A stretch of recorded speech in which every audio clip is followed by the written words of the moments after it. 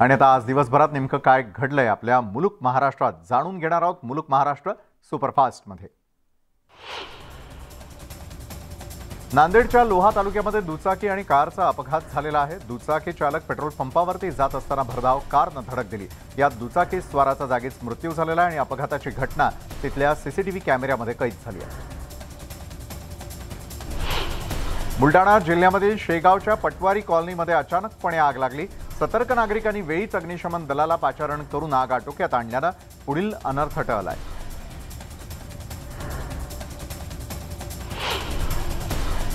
कांद्याला भाव नसल्याने शेतकऱ्यांना कांदा पिकावर रोटावेटर फिरवला होता आणि या शेतकऱ्याचे आमदार रोहित पवारांनी भेट घेतली आहे। शेतकरी संकटात असताना राज्य सरकारचे मंत्री कसबा चिंचवड पोटनिवडणुकीत व्यस्त असल्याची टीका रोहित पवारांनी केली।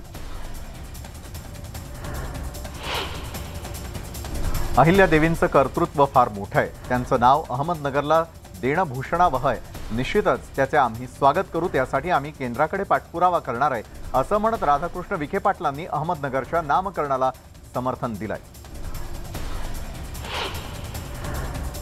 नाशिकमध्ये विविध विकास कामांचं भूमिपूजन करण्यात आलेलं आहे आणि यावेळी दादा भुसे आणि गुलाबराव पाटील उपस्थित होते। जास्त काम हवं असल्यास दाढीवाल्यांच्या पक्षामध्ये या, अशी ऑफरच दादा भुसेंनी राष्ट्रवादीचे आमदार नितीन पवारांना दिली आहे। नीरा भीमा नदीजोड प्रकल्पाची खासदार रणजित सिंग नाईक निंबाळकरांनी पाहणी केली। महाराष्ट्राला सुजलाम सुफलाम करणारा हा प्रकल्प असल्याचं यावेळी निंबाळकर म्हणाले। गाळ निष्कासन समितीचं अध्यक्षपद रिक्त असल्यानं उजनी धरणामधील गाळ काढण्यामध्ये काम गेल्या 4 वर्षांपासून रखडलंय आणि लवकरच यासाठी टेंडर काढणार असल्याची माहिती रणजित सिंग नाईक निंबाळकरांनी केली आहे।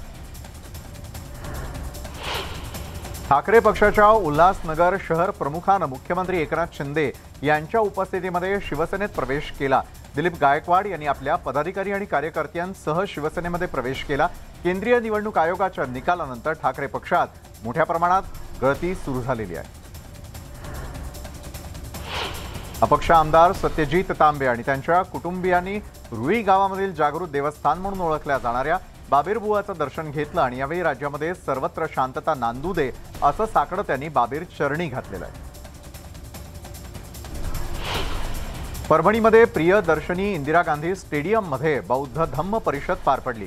यावेळी माजी मंत्री चंद्रकांत हंडोरे, शिवसेनेच्या उपनेत्या सुषमा अंधारे उपस्थित होत्या। विविध देशांमधून आलेल्या भंतेंनी सर्वांना मार्गदर्शन केलेलं आहे। बदलापूरमध्ये 12 वर्षांपासून बंद असलेल्या अग्निशमन दल केंद्राचा नूतनीकरण खर्च 1 कोटींहून अधिक आलेला आहे। इतका खर्च झालाच कसा याचा पाठपुरावा न्यूज 18 लोकमतनं केलेला होता। अखेर खर्चाच्या चौकशीसाठी त्रिसदस्यीय समिती नेमण्यात आलेली आहे।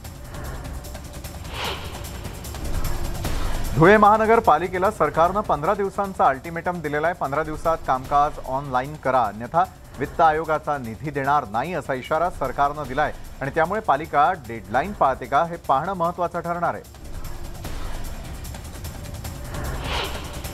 जुन्नरच्या नारायण गावामध्ये 1 ते 1.5 वर्षांचा नर बिबट्या मृतावस्थेत आढळून आला। परिसरामध्ये बिबट्यानं पाळीव प्राण्यांवर हल्ले केल्यानं वन विभागानं पिंजरा लावून बिबट्याला जेरबंद करावा अशी मागणी शेतकरी करतात।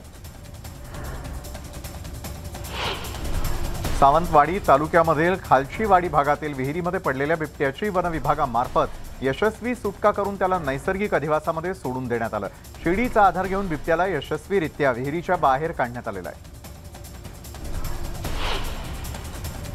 बीडमध्ये 4 दिवसीय कृषी महोत्सवाचं आयोजन करण्यात आलेलं आहे। जिल्हा कृषी महोत्सवामध्ये पहिल्यांदाच अश्वांचं प्रदर्शन भरवण्यात आलं। राजा, सूर्य आणि पाखऱ्यासह अन्य 2 अश्वांनी आपली कला सादर करत सर्वांची मनं जिंकली। तसंच श्वानाच्या विविध जातीचे रॅम्प वॉक देखील यामध्ये सहभागी होताना पाहायला मिळाले। राज्यामध्ये सध्या अंगणवाडी सेविकांचा संप सुरू आहे। पालघरमधील 3300 अंगणवाड्या बंद अवस्थेत असल्यानं या स्तनदा माता आणि बालकांना पोषण आहार मिळत नाही आणि त्यामुळे कुपोषणाचा आकडा वाढण्याची भीती व्यक्त होते आहे। धुळे शहरामधील भूमिगत गटार योजनेअंतर्गत 127 किलोमीटर पाईपलाईन टाकण्यात आलेली असून सप्टेंबर महिन्यापर्यंत भूमिगत गटार योजनेचं काम पूर्ण होणार आहे आणि या सांडपाणी प्रकल्पाचं काम पूर्ण झाल्यास धुळे शहरातील निम्म्याहून अधिक भागाचा सांडपाण्याचा प्रश्न निकाली निघणार आहे। लातूर पंचायत समितीचे गटविकास अधिकारी तुकाराम भालके यांच्या पुढाकारातून लातूर तालुक्यामधील ग्रामपंचायतीनं 1,21,00,000 रुपयांचा कर वसूल केलेला आहे। लातूरच्या पंचायत समितीनं ग्रामपंचायतीकडून कर वसुलीमध्ये जिल्ह्यातून अव्वल क्रमांक मिळवलेला आहे। साताऱ्यातील खोजेवाडी येथे 5 वर्षांच्या मुलाच्या वाढदिवसानिमित्त मुलाच्या वडिलांनी चक्क गौतमी पाटीलचा कार्यक्रम ठेवलेला होता। गौतमीच्या या कार्यक्रमाला तरुणांसह महिलांची देखील लक्षणीय उपस्थिती पाहायला मिळाली। उल्हासनगरच्या ओशेळे गाव परिसरातील घरांना तडे गेल्यानं भीतीचं वातावरण निर्माण झालेलं आहे। MMRDAनं चुकीच्या पद्धतीनं कोणतीही पूर्वसूचना न देता काम सुरू केल्यामुळे घरांना तडे गेल्याचा आरोप नागरिकांनी केलाय। यवतमाळच्या वणीमध्ये गेल्या कित्येक दिवसांपासून दूषित पाण्याचा पुरवठा केला जातोय आणि या दूषित पाण्यामुळे वणीतील नागरिकांचं आरोग्य धोक्यात आलंय। उन्हाळ्याची चाहूल लागताच जंगलातील पाणवठ्या आटल्यानं माकडं पाण्याच्या शोधामध्ये कळपानं गावाकडे येऊ लागलेले आहेत। परिणामी माकडं गावामध्ये धुमाकूळ घालत असल्यानं घरांचं मोठं नुकसान होत आहे।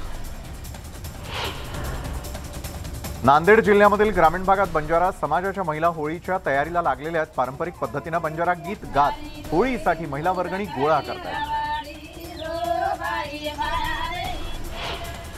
नांदेड जिल्ह्यामधील बिलोली तालुक्यामध्ये प्रमुख पीक असलेल्या तंबाखूच्या काढणीला वेग आलेला आहे। यंदा तंबाखूला प्रति क्विंटल 10,000 रुपयांचा भाव बाजारामध्ये मिळतोय आणि त्यामुळे शेतकऱ्यांना यावर्षी चांगला नफा मिळणार आहे।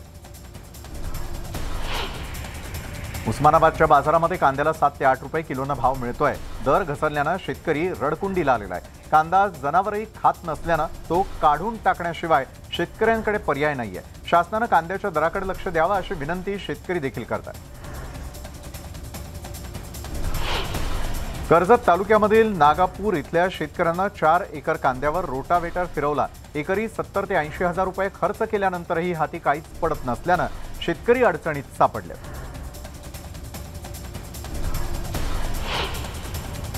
कांद्याला भाव मिळत नसल्यानं शेतकरी आर्थिक संकटात सापडलाय। उत्पादन खर्चही निघत नसल्यानं येवल्याच्या नैतळ येथील शेतकऱ्यांना कांद्याच्या पिकावर रोटावेटर फिरवला। धाराशिवमध्ये कांद्याला निचांकी 7 ते 8 रुपये किलो दर मिळतोय आणि त्यामुळे शेतकरी आर्थिक संकटात सापडलेला आहे। त्यामुळे शेतातील कांदा काढून फेकण्याची वेळ आता शेतकऱ्यांवरती आलेली आहे। गेल्या 15 दिवसांपासून पिण्यासाठी पाणी नसल्यानं वाशिमच्या मानका ग्रामपंचायतीवर महिलांनी हंडा मोर्चा काढला। मानका गावातील हातपंप नादुरुस्त झाल्यानं ग्रामस्थांची फरफट होतीये। ग्रामपंचायतीनं पाणी देण्याचं आश्वासन दिल्यानंतर महिलांनी आंदोलन मागे घेतलं। जालन्याच्या चने गावामध्ये गेल्या 15 दिवसांपासून डीपी जळाली आहे। यामुळे 10वी 12वीचा अभ्यास विद्यार्थी दिव्याखाली बसून करतायत। महावितरण कार्यालयाला डीपीसाठी निवेदन देऊनही डीपी मिळाली नाही आणि त्यामुळे शेतकऱ्यांनी महावितरणासमोर अन्न त्याग आंदोलन केलंय। लातूरच्या औसा नगरपालिकेवरती राष्ट्रवादी काँग्रेसनं मृदुंग वाजवून आंदोलन केलं। नगरपालिकेनं महावितरणाचं वीज बिल न भरल्यामुळे वीज पुरवठा खंडित करण्यात आलेला आहे आणि यामुळे जलशुद्धीकरण केंद्र बंद असल्यानं शहरामध्ये पाणीपाणी झाल्याचा आरोप राष्ट्रवादीनं केलेला आहे। नांदेडमध्ये शिवसेनेनं खासदार इम्तियाज जलील यांच्या प्रतिमेला जोडेमारो आंदोलन केलं। इमामचे खासदार इम्तियाज जलील यांनी मुख्यमंत्र्यांबद्दल केलेल्या वक्तव्याच्या निषेधार्थ शिवसेनेनं हे आंदोलन केलेलं आहे। भंडारा पोलिसांनी अटल दुचाकी चोराला अटक केलेली आहे। धक्कादायक बाब म्हणजे 52 वर्षीय हा चोर अपंग असूनही दुचाकी चोरी करत होता आणि पोलिसांनी चोरट्याकडून 8 दुचाकी जप्त केलेल्या आहेत। बीड शहरात गांजा नशेच्या गोळ्यांसह इतर पदार्थांची नशा करणाऱ्यांमध्ये वाढ झालेली आहे। यात किशोरवयीन मुलं आणि तरुणाईचं प्रमाण जास्त असल्यानं चिंता व्यक्त केली जाते। त्यामुळे बीड पोलिसांनी नशेखोरांच्या विरोधात कारवाईची मोहीम सुरू केलेली आहे। नाशिक पुणे महामार्गावरती एसटी महामंडळाच्या चालत्या बसनं पेट घेतलेला आहे। चालकाच्या प्रसंगावधानामुळे मोठी दुर्घटना टळली। आग लागल्याचं समजताच प्रवासी बाहेर पडले। अमरावती विद्यापीठ परिसरामध्ये अचानकपणे मोठ्या प्रमाणात आग लागलेली आहे। SRPF अधिकाऱ्यांच्या आग लागल्याचं लक्षात येताच त्यांनी तातडीनं अग्निशमन दलाला पाचारण केलं। अग्निशमन दलाच्या 5 बंबांनी आग आटोक्यात आणली। मात्र यात 15 एकरचा परिसर जळून खाक झाल्याची माहिती देखील समोर येते। अकोल्याच्या मूर्तिजापूरमध्ये रस्त्याच्या चौपदरीकरणादरम्यान सिमेंटची प्लेट पडून वयोवृद्ध मजुराचा मृत्यू झाला। शासकीय तंत्रनिकेतन महाविद्यालयाजवळ ही दुर्घटना घडलेली आहे। सिमेंटच्या प्लेटला कुठलाही आधार लावला नसल्यानं ही दुर्घटना झाल्याचं बोललं जात आहे। सांगलीच्या मिरजेमध्ये 12वीच्या विद्यार्थ्याच्या अंगावरून बस गेल्यानं विद्यार्थ्याचा जागीच मृत्यू झालेला आहे। विद्यार्थ्याला उपचारांसाठी रुग्णालयामध्ये दाखल केलं, पण उपचारांपूर्वी त्याचा मृत्यू झाला होता आणि या प्रकरणी गुन्हा दाखल करण्यात आलेला आहे। श्रीवर्धनमध्ये हॉटेल ग्राहकांनी भरलेलं असताना गॅस सिलेंडरचा स्फोट झाला। या 3 कर्मचारी जखमी झाले तर हॉटेलचं मोठं नुकसान झालंय। वर्ध्याच्या वडनेर इथल्या संविधान चौकामध्ये शॉर्ट सर्किटमुळे लागलेल्या आगीमध्ये सिलेंडरचा स्फोट होऊन दुकानाला आग लागली। यामध्ये दुकानात ठेवलेल्या 2 लाख किमतीच्या सामानासह सुमारे 50,000ची रोकडही जळून खाक झाली। यात सुदैवानं कोणतीही जीवितहानी झालेली नाहीये। भारतीय क्रिकेट संघामधील खेळाडू शार्दुल ठाकूर याचा 27 फेब्रुवारी रोजी विवाह सोहळा संपन्न होणार असून शार्दुलच्या पालघरमधील माहीम या गावात त्याचा हळदीचा कार्यक्रम पार पडला। यावेळी शार्दुल ठाकूरनं आपल्या गावातील मित्र आणि कुटुंबांसोबत झिंगाट गाण्यावरती ठेका धरला। पुण्याच्या आंबेगावामध्ये एक आगळावेगळा विवाह सोहळा पार पडलेला आहे। या विवाह सोहळ्यामध्ये नवरा आणि नवरीनं चक्क वेगवेगळ्या अटींसह करारनामा केला। कृष्णा लंबे आणि सायली ताजणेचा विवाह सोहळा सोशल मीडियावरती व्हायरल झालाय। सरकारी योजना गोरगरिबांपर्यंत पोहोचवण्यासाठी बुलडाण्यामध्ये महास्वराज्य योजनेचं आयोजन करण्यात आलेलं होतं। वरवट बकाल गावात या कार्यक्रमाला लोकांनी मोठी गर्दी केली होती। Frontiers in cooperating banking award Mumbai या संस्थेकडून देण्यात येणारा 2021 आणि 22चा आर्थिक वर्षाचा बेस्ट एनपीए मॅनेजमेंट पुरस्कार लातूर जिल्हा बँकेला देण्यात आलेला आहे। राज्यामध्ये उन्हाच्या झळा वाढू लागल्यानं मातीच्या माठांची मागणी वाढलेली आहे। उन्हाळ्यामध्ये थंड पाण्यासाठी अनेक जण माठातील पाण्याचा पर्याय निवडतात। त्यामुळे अमरावतीमधील बाजारपेठांमध्ये ठिकठिकाणी माठ विक्रीची दुकानं देखील दिसून येत आहेत। उत्तर प्रदेशच्या बुलंदशहरमध्ये बिबट्याला पकडण्यासाठी लावलेल्या पिंजऱ्यात चक्क एक ग्रामस्थ अडकल्याचं समोर आलं आणि याचा व्हिडिओ व्हायरल होतोय। हैदराबादमध्ये लग्न सोहळ्यातच नवरदेवाला हार्ट अटॅक आल्याची घटना घडलेली आहे। यात या तरुणाचा जागीच मृत्यू झाला। या घटनेनं एकच खळबळ उडाली आहे। तुर्कीच्या कोन्या बेसिनमध्ये जमीन खचल्यानं एक अवाढव्य खड्डा तयार झालेला आहे। हा खड्डा पाहणारा प्रत्येक जण हैराण होतोय। या खड्ड्याचा तपास केला जातोय। अमेरिकेमध्ये हिमवादळानं हाहाकार माजवल्याचं पाहायला मिळतं। या वादळामध्ये एका अग्निशमन दलाच्या जवानाचा मृत्यू झालाय तर तब्बल 9 लाख लोकांच्या घरातील वीज खंडित झाली आहे। अमेरिकेच्या मिनिएपल्समध्ये मोठ्या प्रमाणात बर्फवृष्टी झालेली आहे। त्यानंतर संपूर्ण शहर बर्फाच्या चादरीखाली झाकलं गेलं। रस्त्यांवरती अनेक फूट बर्फाचे थर साचल्यानं लोकांचे खूप हाल होत आहेत। रशिया युक्रेन युद्धाला 1 वर्ष पूर्ण झाल्यानंतर पोलंडने युक्रेनला पहिला लेपर्ड 2 रणगाडा पाठवलाय।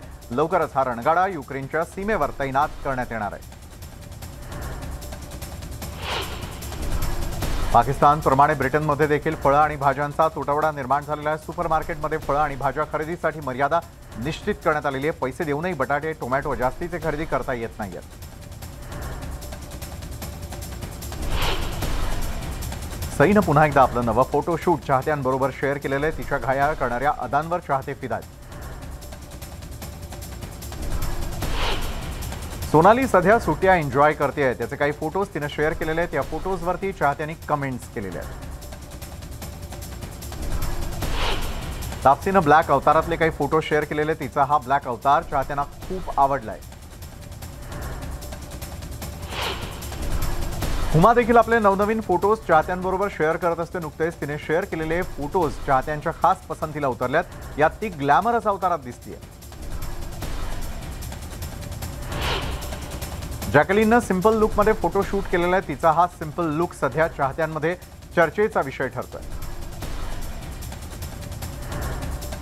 शाहिद कपूरचा आज वाढदिवस आहे आणि या वाढदिवसानिमित्तानं चाहत्यांनी शाहिदला शुभेच्छा देखील दिल्यात।